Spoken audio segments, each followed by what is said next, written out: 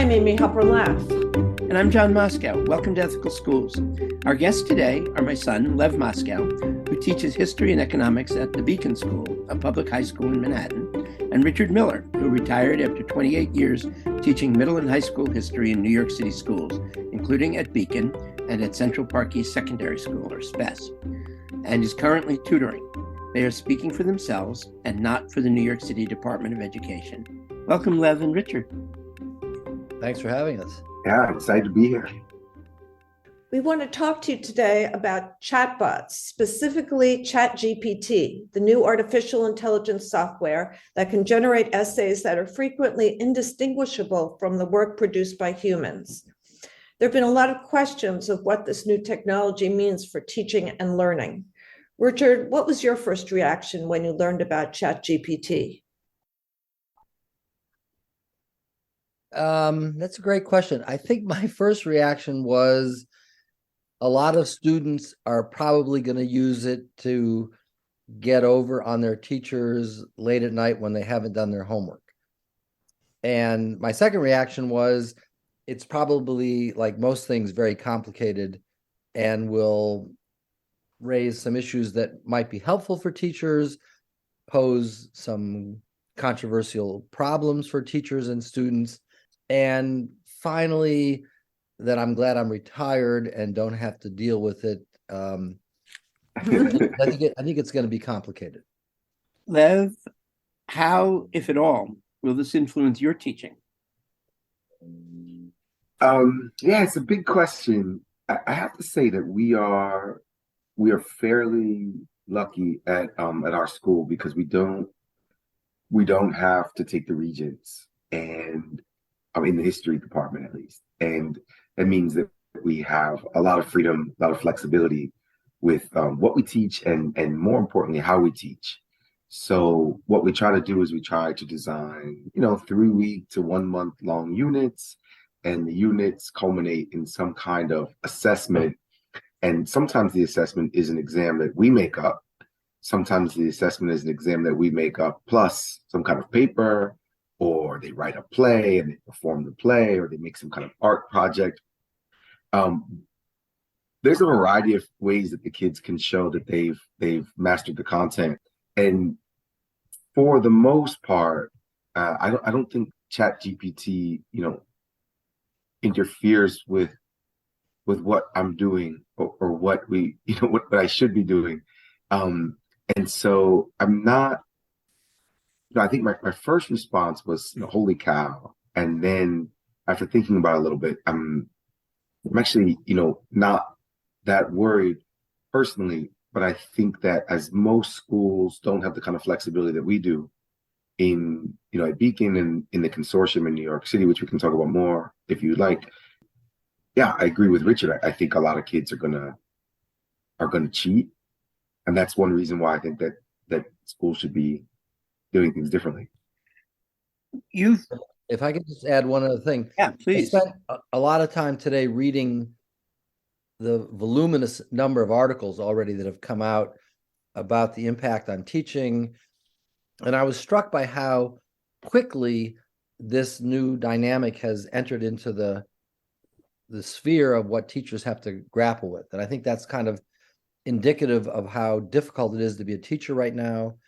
And I think that on balance, at least from what I've read and thought about, I think it poses incredible challenges as well as some real opportunities that we can talk about. But there were a couple of real positive things that it seems to me could come out of this. You want to expand on that? Well, one of the things that struck me, I was out on a 2-hour-long bike ride today. So I listened to a couple of podcasts about this and was thinking about it, and then was discussing it with Melissa, my wife, when I got back, is the ability of a teacher to use the program to give students feedback on their writing, which is a huge problem for teachers at a school like Beacon, where you might have 60 or close to 70 students writing a draft of an essay or part of an essay, and it takes a long time to get that feedback back to them. And apparently the ChatGBT can give them some of that feedback on, let's say, their introduction or their thesis statement. And you could get students, all of them, the feedback back to them the very next day. Now, it might not be as good as Lev might be able to do, but it might take Lev a week to do that. And meanwhile, students could get feedback in almost instantaneously. They could even get it in class. They could write their introduction and then get feedback. So that, I listened to a podcast where a teacher in Oregon was talking about how already she's been using that, and it could be helpful.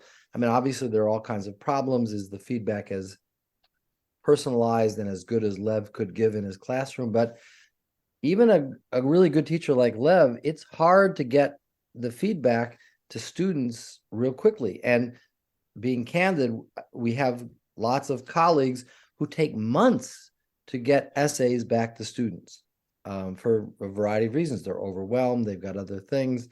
And I don't know, if the program can give meaningful feedback, that could be helpful. Levy mentioned that the advent of the chatbots points out how you should be teaching differently. What did you mean by that? The other day we were having a department meeting, and people were justifiably nervous about the future with ChatGPT, and we were talking about the coming arms race. There's this other AI which is going to be able to which already can flag AI generated essays, and we were talking about just what our response should be and how punitive we should be when we catch kids. A couple of teachers already caught kids cheating, and then so the discussion in the department was, well, what do we do now? And I think it's a legitimate conversation to have. I've also been thinking a lot about people who've been coming to the United States as asylum seekers, and that they've been that they're being bused mostly from Texas, but now also Colorado. I think Florida was doing it for a while too, and many thousands of people, I think it's over 35,000 people this year, have been bused to the Port Authority in New York City, which is just 2 blocks from our school, and been doing a little bit of work at the Port Authority, a little bit of volunteer work. And it struck me that, again, our school is a little bit different, and the 30 or so consortium schools in New York are a bit different. And we can talk about what the consortium is and why I think it should expand, but it should thoughtfully expand. I don't think that everybody should right away be doing portfolio-based assessments or performance-based assessments. But I think if more schools did it, be a better world, a better education system. But one of the things that we could do, I was thinking, is that we have a con law class in our school, and the con law class is taught by a really talented colleague. And con law, is that constitutional law? Yeah, constitutional law. Sorry, and it's taught by a really wonderful colleague and brilliant guy. And he does a great job. And I was thinking that why not, and I've been thinking a lot about Neil Postman's book, The End of Education, and the whole sort of last third of the book is about ways that we could transform education. And I was thinking, why couldn't we be doing lots of work with these asylum seekers 2 blocks away from our school? There's all sorts of constitutional questions that come up. For example, what right does a state have to send people from one state to another state? What is the role of the federal government?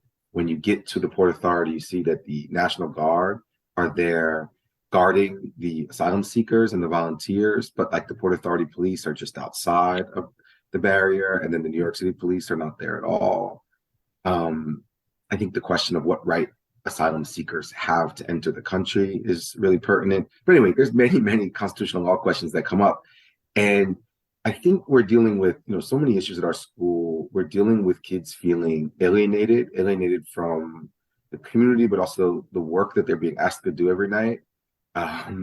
It's so interesting. There's another book called Kids These Days by Malcolm Harris. It's a wonderful book too. And he talks about, if you think about what we're asking kids to do, we're asking kids to do tons and tons of work hours of work that then, quickly gets reviewed by the teacher. And maybe it's not reviewed, as you said, Richard, for months, and then it gets tossed. And so they are literally wasting their time doing work that basically doesn't do much good for anybody. And so I think they rightly feel alienated, and a lot of kids feel depressed. And they also feel like their work doesn't have much meaning. And frankly, oftentimes it doesn't. And so I think if we reimagined education where kids were engaged in their community, the community felt this is not just about the kids feeling engaged, but also the community felt like the kids were doing something valuable in the community. And there's plenty of writing opportunities that you could be doing, different kinds of writing opportunities that you could be doing in this context. And you'd be learning about, constitutional law. We could do that. And I think that ChatGPT or whatever AI bot comes around next, hopefully will force us into doing that more. I don't think that, frankly, we will. And I don't think that most schools have the capability to, because again, of the constraints of the tests that students have to take and the test prep. But that's where I think we should be going, because then you don't really have to worry about ChatGPT at all. So you're talking about community service or really experiential learning? Not community service work. I'm thinking about how you can reimagine what a good education is and what schools are for and what students ought to be doing with their time. There was an op-ed in the Times in the last couple of years during this period of COVID, where the person basically said, look, let's be honest about what schools mostly are, is that they are, teachers are babysitters. There are a few schools which are doing really excellent stuff, but, basically we need some place to put the kids all day. And I think that the kids, I think they understand that.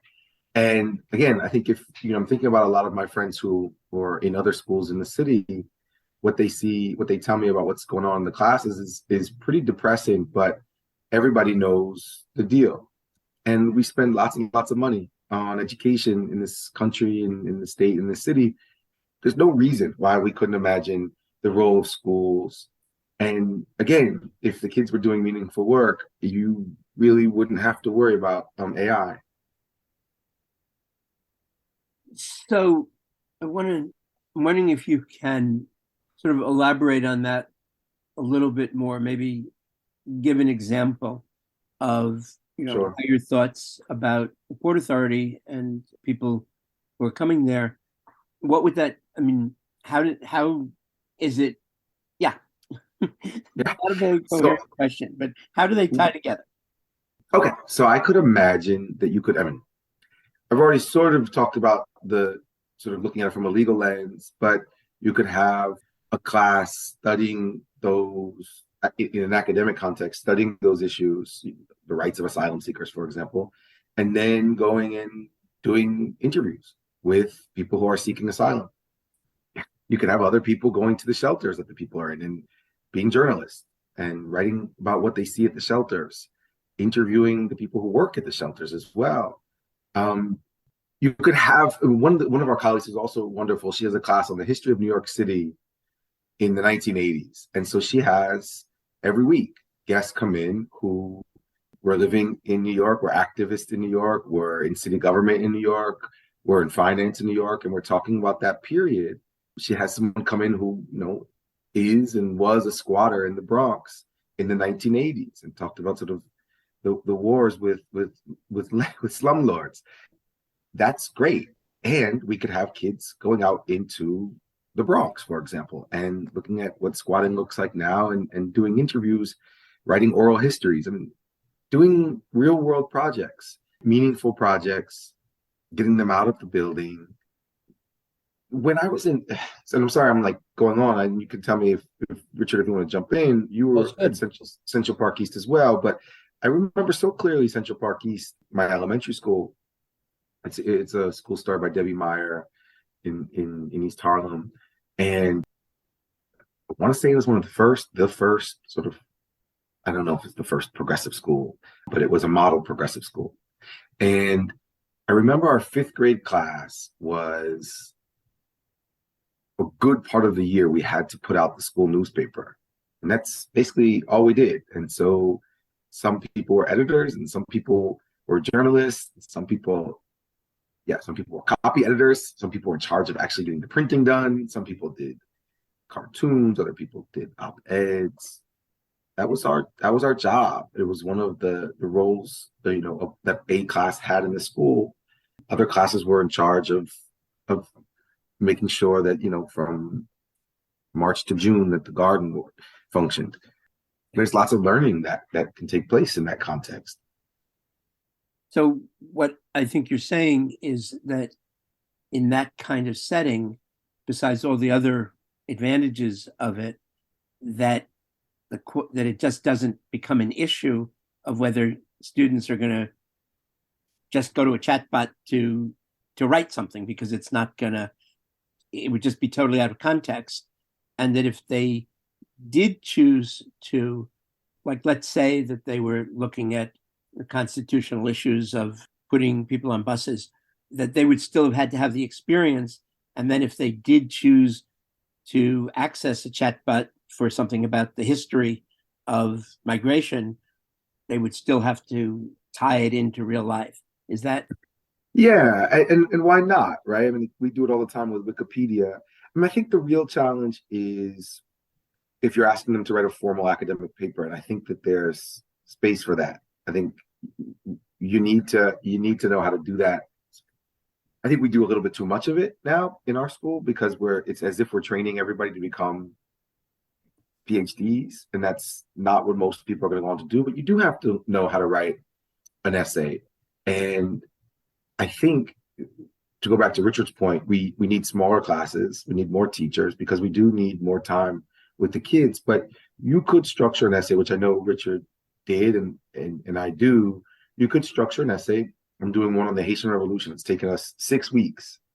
Now, again, if we had to prepare for the Regents exam, you couldn't do this. But it's a 6-week essay where you bring in real books into the classroom, and they hang in the classroom with us for a week, and the kids open them up and they discover, and it sounds silly, but they discover the index. The kids have never seen this before. It's this incredible search engine in the back of the book.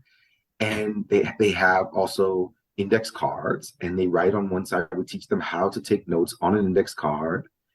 And part of what they're turning in every week are, these piles of index cards. We're helping them organize their research. And for a big chunk of the 6 weeks, they're not using computers at all. And then when they do go to the computer, we help them use JSTOR, which again, they've never seen JSTOR before. We help them figure out. JSTOR is, if for people who may not know. Yeah, I mean, JSTOR is a search engine. It's a catalog where you can find.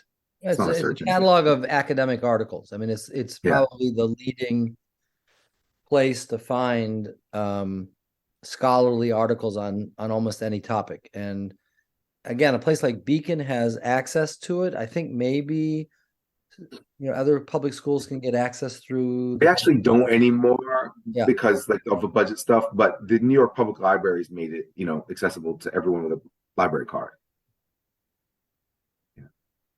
So even when they have to go on JSTOR, which is on the computer, like they're taking notes on index cards, and they're showing you that along the way. So, you're scaffolding the project, and they're turning in notes all the time. And so it just wouldn't make any sense to use AI to write your paper. It wouldn't actually work. Right. If I can just say, in terms of the overview of research essays, that if you already are structuring the essay like Lev does and like I did, then I don't think ChatGBT is a big problem, because students have to show work along the way, and it's much more about the process. And even before ChatGBT, we had students who did no work along the way, and at the last second would come in with a full-blown paper, perhaps good, perhaps terrible. And they either had somehow written it themselves or cobbled it together from the internet. or somebody else wrote it.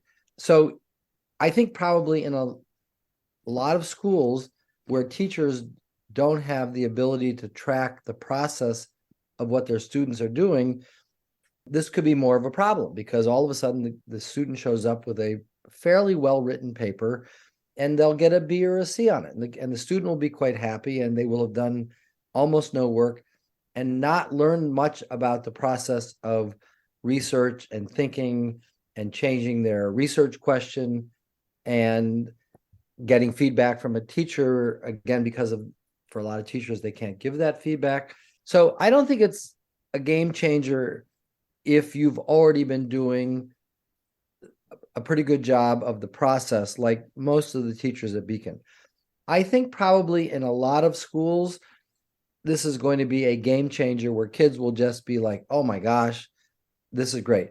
Even at a place like Beacon, we had lots of kids getting over on homework and small assignments. It happened a lot in my class, and really quote unquote good students turning in work that wasn't theirs. Why? Because they were exhausted from sports practice, or why? Because whatever happened, something was going on in their world. And I think that's going to happen an awful lot.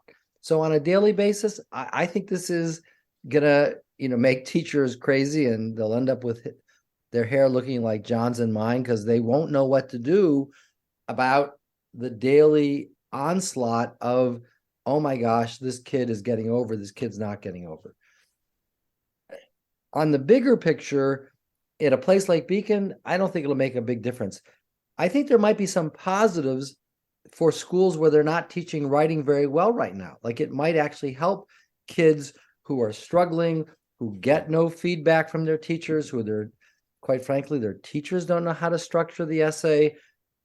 Again, I haven't been able to get on ChatGPT because they're overwhelmed already, but Lev has. But all the articles I've read, I mean, they're turning out, decent outlines and decent essays, and that could be helpful.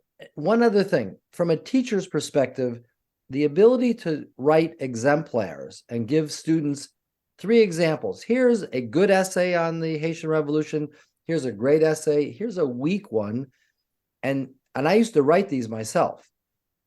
To be able to just generate those and then bring them into class, that's a great time saver for teachers. And I think the one positive for teachers could be some of the busy work that we currently do, checking homework. If the ChatGPT can do some of that, it could give you more time to think about what's a big question to ask the kids. What do I want to do in class differently than I've been doing heretofore? And not spending, and I spend a lot of time on this, checking homework every night and giving feedback on early drafts of essays that could free the teacher up. So there are some, I mean, one of the things that struck me was how much excitement there is among teachers about how this could be a game changer for them. Again, these may not be great teachers. Maybe they're already kind of skating over. I don't know. But it could help. The last thing I would say, teachers already spend a lot of time trying to figure out if kids are cheating, unfortunately. We use turnitin.com for essays and all kinds of other filters that, the horse is already out of the barn on kids using the internet. I mean, Lev and I have a famous example back to, I think, 2006, 2007, where a girl cobbled together an essay that was quite good. And, she hadn't written a word of it. And she even had an original interview that she'd gotten off the internet somewhere else and put it in, and told us that she had met the woman at the Starbucks up the street. And I mean, this is 15 years ago. Richard, I think the woman that she interviewed was dead at that point. Yeah, it was from the 1930s. It was a great interview. She had lived through the Depression, and yeah, she was dead or not even real. Who knows? Yeah, but and she was adamant that she had written that project. Yeah. So I mean, this is not real new. This is just, it's more difficult. I do think it's amazing how much drama there is around it right at this very moment. Like, oh my gosh, the college essay is finished, high school English is finished. I think that's because a lot of teachers are not doing a very good job already. But again, I think because, frankly, a lot of teachers aren't doing a good job, that this could present opportunities as well as real pitfalls. So, yeah, again, I'm glad I'm retired. Lev, you've been skeptical of the influence of technology on young people overall. What do you think the effect of this technology will be? You mentioned Neil Postman, for example. So Yeah. how does this fit Well, to talk, Neil Postman has, I don't remember which of his books. Maybe there's a book called Technopoly. Maybe Technopoly is the book, but I don't know. And he says basically, there is no technology that's going to make a bad teacher suddenly a good teacher, or a bad classroom a good classroom. So if it's a terrible classroom and if everyone gets laptops, it's not going to be a good classroom. And so I think, to Richard's point, I think if you're creative, when you're doing exciting stuff, you can use this technology well. But I'm not of the mind that technology is neutral. And I think, again, I get that from Postman or McLuhan. I think we're going to lose a lot with this technology. I don't know what that is, though. I don't know, and I don't really want to speculate. But I think that, to go back to what Richard was saying about why people are sort of freaking out now, I think it's a couple of things. One, I think that a lot of this is about understanding that many people's jobs are going to disappear in the future. So there's a general anxiety around what this means for work, for adults. And maybe that also has something to do with the nature of so much of our work today being, as David Graeber put it in a wonderful book, bullshit jobs. So many jobs are bullshit jobs, and people sort of know that. And I think he does a good job of documenting that in his book. And everybody should read the book. I just finished reading it. And so I think there's that. I also think that, to go back to the beginning of the conversation, many teachers, most kids, I would say, and probably a lot of adults, recognize that what kids are doing in school is not particularly relevant to, anything that they'll be doing later on. And so I think there's this general feeling like, you see a lot of this in the press. We're going to be replaced by AI. And again, it's not the way I think it's going to turn out. I think it's going to turn out terribly, because I'm predisposed to think that that's the way things are going to go. But it could actually be, to go back to Keynes, it could actually be this amazing thing where we do a whole lot less work and we have a whole lot more time to do whatever the heck we want to do. And that is what Keynes predicted about 100 years ago for human beings. And, he sort of had this idea of what growth would be, GDP would be, and he was wrong. We've doubled or tripled that. We are so much richer than he could have imagined, and he thought we'd be working a few hours a week, and the opposite has happened. So this could be incredible. Again, I don't think that's what's going to happen, because that's not been the direction of things, but maybe. If I can just add one more thing, and I didn't read the article, but someone wrote an article that Google already has a better ChatGBT than ChatGBT, but they haven't unrolled it because of, I don't know, proprietary issues or licensing issues. But I think that could be problematic, because so many of the schools, including Beacon, have already gone over to Google Classrooms. And if Google has some kind of similar function, I could see this, being rolled in as a way, back to what Lev was just saying, to replace teachers to some extent. Because if you don't need the teacher to check the homework, and you don't need the teacher to generate, some teachers are talking about, this is great, it'll generate my quizzes for me. And it's probably true. You could, what are the 5 causes of the downfall of the Ottoman Empire? Or why is the Russian Revolution, someone asked me recently, important? This might be able to do a better job than, or quickly scan the internet and get you some kind of competent answer. So I think there are all kinds of big implications in terms of the money aspect of this for teaching that no one's written about that much yet either. So just one other point. Yeah, and if I could just, I jump in, I think it's certainly going to de-skill the profession. And that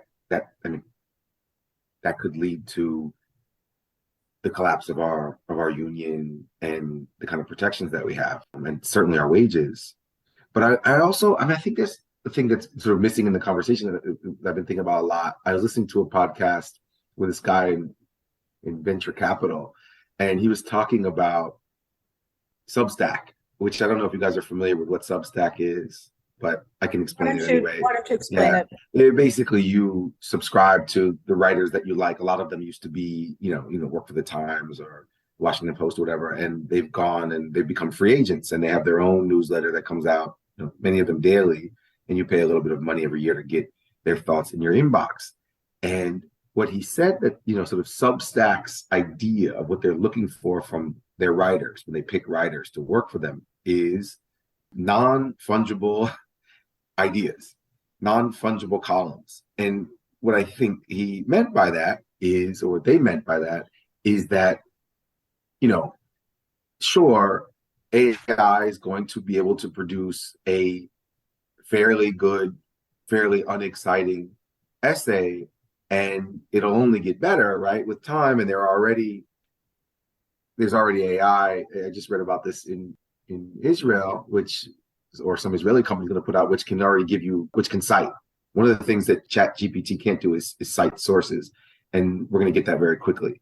So it's going to get better. But what I don't think it's going to be able to do is, the other day I was messing around with ChatGPT and seeing if it could write a Haitian Revolution paper. And so I asked, what are the 3 leading causes of the Haitian Revolution? And it gave me 3 good causes. But then what's so cool about it is you can say, give me this paper, but include the ideas of Laurent Dubois and C.L.R. James, who are 2 of the big historians of the Haitian Revolution. And it could do that too. And it was so much better. In other words, you kind of have to know what to put in for you to get something interesting. And I think you're always going to need to do that with AI. And in that sense, what we need to be teaching kids how to do is know who, and I think Richard did this really well, but know who the big people are in the field, what the big debates are, and you can create interesting content. But, garbage in and garbage out, and quality in, quality out. And we need to be helping the kids understand, what is quality. Lev, that it is kind of interesting because you could give the project, start with 3 major causes of the revolution, Haitian Revolution. Then you could say, who are the major historians of the Haitian Revolution? What are the major historiographical disputes of the Haitian Revolution? Who's the leading critique of C.L.R. James? So you'd have to teach them that, but once they figure that out, and maybe that's, again, for a high school student would be kind of amazing. Like, in other words, if you could leave high school thinking through that process, particularly historiographically, maybe that's a great thing. Yeah. At some point, it does seem to me they don't need you or me to do that. In other words, if the program is that clever, you could say, okay, start with the 3 major causes. They write kind of a bland essay. And then it prompts you to say, well, okay, but there must be some historical dispute about that. And what's a Marxist perspective on that? What's a liberal perspective? But I'm not worried about that, Richard. You know why? Because you can do that on Wikipedia already. You can go to what's the historiography of the Haitian Revolution, but the kids don't do it. No, but this is even easier because it's so easy already. The thing is, the kids would never go do that on their own, right? Like, you have to be brought to the point where you're excited about how to do it. No, I think absolutely. The other thing I was thinking about, Richard, when you were talking about cheating, I actually don't spend that much time thinking about cheating. I do when we think about these big papers, but basically, like, I give the kids homework at night, and the truth is that I'm reading their homework pretty quickly so I can prepare for class and see, what interesting things kids said, or, where they were, like, as a whole, where they were not understanding things, so that I can, try to address those things in class. And so for that, homework is really, really helpful, but they basically get full credit for attempting the thing. But I think there are 2 ways that you can make sure that the kids, that there's no bullshit. And I think, excuse again, I'm saying, cursing a lot in this episode, but no BS. I think one of the ways is you give kids small quizzes, small, frequent, low stakes quizzes, which is the opposite of these big exams that we're doing on a national level or a state level. And you keep asking them same or similar questions over and over again throughout the semester. So you reinforce the stuff. And the truth is that there's really not a way to BS that. Like if you're using AI for homework, you're not going to be able to do well on these quizzes. But again, you have to trust that the teachers will be able to make these quizzes. And I think part of the problem that we have is we don't think very highly of our teachers, which is why we have standardized tests in the first place, and why we pay, for the most part in this country, our teachers very, very little. But I think if you started to, like, I know you guys had a show with Sam Abrams about Finland a couple of years back, but if you start to have confidence in your teachers, pay them a bit better, relatively better. I mean, I think that's the idea, is you're paying them in Finland not millions of dollars, but you're paying them like other professionals, are paid in Finland, and you give them a month extra to plan. So the school year is shorter, but you give them an extra month to plan together. If you do all these things, I think like we're seeing in Finland, you're going to get creative people doing, creative work. So that's one way you can, again, not worry so much about AI and not really worry so much about cheating. And I think the other way that you do it is you have interesting class discussions with kids. Again, I don't think this is happening in most schools, but you could do that. And through discussion, you could figure out who's doing the work and who's not doing the work, which you and I, sort of know anyway, Richard. Right. And I would say I agree 100% with that. I think in some ways for students who are struggling or who are lower skilled in terms of both literacy or just comprehension, again, I haven't thought about this very much, but this could help them. Like they could go home at night, get some ideas about how to engage in the conversation, because oftentimes lower skilled students come to class and they get overpowered by the kids who quickly have figured it out or who are talking in a way that they can't mirror, and they then clam up. But if somehow they've gotten sort of a head start with some of the basic concepts, maybe this could get them rolling. I'm going to have no idea, but I know that with a lot of the special ed kids, that teachers would say the teacher would say, help them to pose a question at the beginning of class or get started. This might be a help. I just want to say, in terms of checking kids who are going to try to get over, I think we have to be honest. Kids are going to try to get over. I mean, come on. And even I had lots of examples of really good students who just couldn't do the homework that night. And you know who I'm talking about, Lev. And I caught them just by luck with checking their, because I was speed reading their homework. And they were very honest about saying, look, I just couldn't get to it tonight. I was overwhelmed. I had a game. I had this. And that's going to happen a lot with ChatGPT unless you change the kind of homework assignments. And so you've got to make it somehow, impregnable to the ChatGPT, whether it's some kind of personal connection, but otherwise it'll be used rampantly. And we know this already from language classes where they've totally gotten rid of homework because the kids were just using Google to do the translation, and so they don't give homework anymore. And right, again, Richard, but that could be a good thing if we don't give homework anymore, right? Well, it could be, unless you're Lev Moscow and you're still giving homework. But I think I'm glad you bring up the example of language classes, because not at our school, but in general, our school's pretty great with it. But in general, language classes are like the worst classes. Yeah, they're doing it all wrong. And so again, my point earlier on was, if you did language classes well, and kids were actually having to use language, interact with people. Let's go back to the asylum seeker stuff that we talked about earlier. Like, let's say you had a language class where you're going. One of the things the volunteers need, are more people who can speak Spanish. I don't speak Spanish well at all, and so I'm not much use, but they need people who can speak Spanish, because almost everybody coming in now is from a Spanish-speaking country. And what they're doing at Port Authority is you're basically taking orders of what people need. They need, 2 pairs of jeans, 1 pair of sneakers, and a sweater.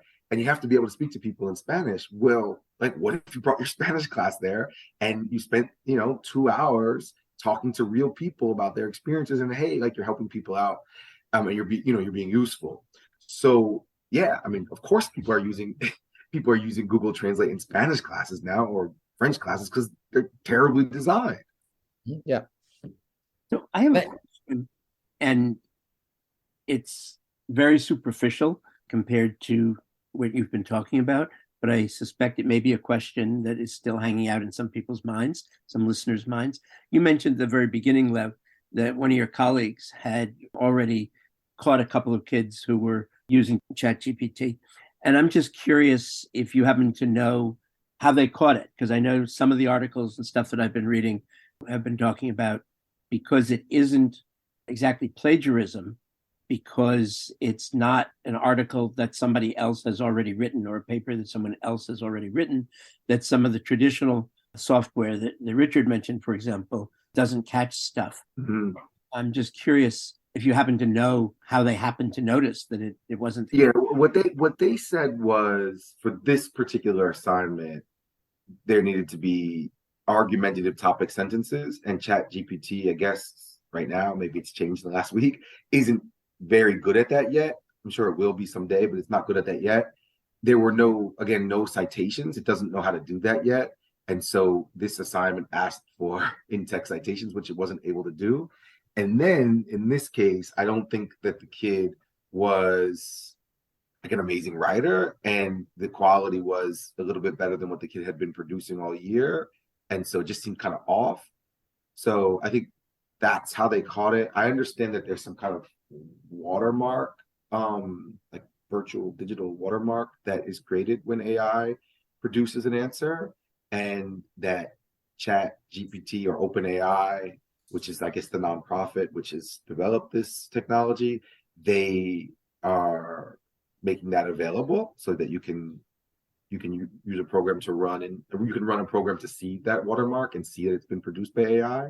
So that already exists if you wanted to use technology to unmask the technology. Right. I mean, the other thing is, I mean, it's not just technology that's a problem with high school writing.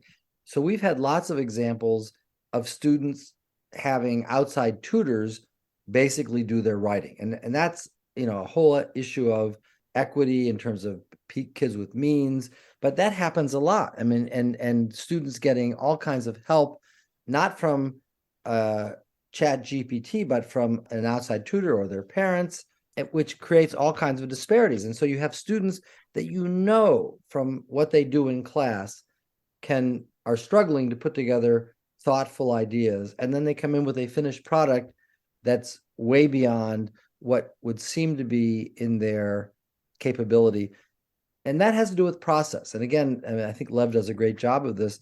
So if you track what kids are doing all along from the beginning of their ideas, the questions they're asking, annotated bibliographies, writing part of the essay in class, a first draft, all of that can stop a lot of the problems that existed way before ChatGPT with just the internet, or going to the local library and copying out of an encyclopedia like I did back in high school. So there are real ways to stop this, all of which has to do with the teacher's ability to structure the class and the willingness to put in an awful lot of work. And maybe ChatGPT can help with some of the work for the teacher, but if they're not willing to do that, then the kids are going to be cheating, and I don't want to say cheating. They're just going to be getting over because they're already getting over in some other way. This will just make it easier, and their essays will be slightly better. Yeah. Well, Richard, I think I totally agree with you. I just want to add one more thing, which I think you were sort of the master at, which is it's not just structuring the assignment so that kids can't cheat. It's creating an environment in the classroom where the kids care about, what was it that Jack Maroney wrote about that he knew more than Eric Foner? What was that? West Virginia secession. Yeah. Yeah. And this kid was really excited when Eric Foner came to your classroom to talk to the kids, and Jack, who had written his senior paper about West Virginia secession, he was, and I probably still remembers this moment, right? He was really excited that Eric Foner said, look, kid, I think you know more about this than I do. That's because you created that in the classroom. And I don't again, I think it's really important to create tight assignments that are kind of tamper-proof and you can't cheat, but it really comes from your knowledge, your passion, the ability for you to be creative at your job. And you are a singular talent in a lot of ways, but so many people who are just as smart or talented as you are not in teaching, because I don't think currently, they feel valued. And so I think we also want to be honest, and you've told me this before, that the reason you can't create very many good schools is because you need a lot of teachers who will spend a lot of time, and talented teachers who will spend a lot of time in those schools working. And that can't exist given the current climate, political climate, and also, the way we treat educators and the value we have collectively for education. I've been thinking a lot this year, and this may sound silly, but I think it relates. I've been thinking a lot this year. You were talking, Richard, about lower skilled students. I have a student who's, I wouldn't even say lower skilled. He's just like not that interested in what we're teaching in class, but he's really into the MBA more than any student that I've ever had. And I am really into the MBA too. And so we talk a lot about the MBA. And I was listening to a podcast where, one of these like really nerdy MBA podcasts where these guys talk for 2 hours about stuff that the casual fan's not interested in. But it was like a 2-hour podcast where they ranked. You can only do this now because you got ChatGPT exactly correcting all your homework. Exactly. So you have these guys talking about ranking the 30 best NBA franchises based on, in the last 10 years or 15 years, based on, how they do with player development, with drafting, with free agency, hiring coaches, and so forth. This is super interesting to me. So I say to the kid, listen to this podcast. And then what I want you to do for extra credit this semester is write for me these 30 paragraphs where you rank the teams, and you have to give me data and so forth and explain why you're ranking the teams. And this kid's been working on this since October. And it's amazing. It's the best thing that anyone is producing in any of my classes. And I keep thinking about this, like, why should I be reinforcing how important the Reformation is when, I am the only one in the room who really thinks the Reformation is interesting at all?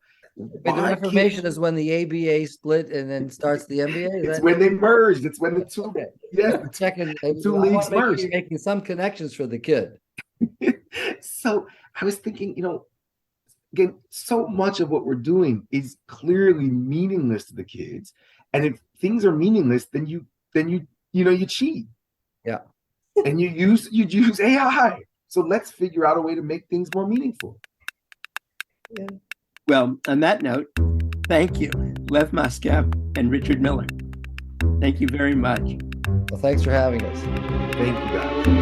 And thank you, listeners. Check out our new video series, What Would You Do? A collaboration with Dr. Mira Levinson at the Harvard Graduate School of Education and Ed Ethics. Go to our website, ethicalschools.org, and click video. In the first case study, a teacher using Action Civics faces pushback from a parent. The goal of the series is not to provide right answers, but to illustrate a variety of ethical viewpoints. If you found this podcast worthwhile, please share it with a friend or two. Subscribe wherever you get your podcasts and give us a rating or review. This helps others to find the show. Check out our website for more episodes and articles, and to subscribe to our monthly emails. We post annotated transcripts of our interviews to make them easy to use in workshops or classes. We work with consultants to offer customized SEL programs with a focus on ethics for schools and youth programs in the New York City and San Francisco Bay areas. Contact us at hosts@ethicalschools.org. We're on Facebook, Instagram, and Twitter at Ethical Schools. Our editor and social media manager is Amanda Denji. Until next week.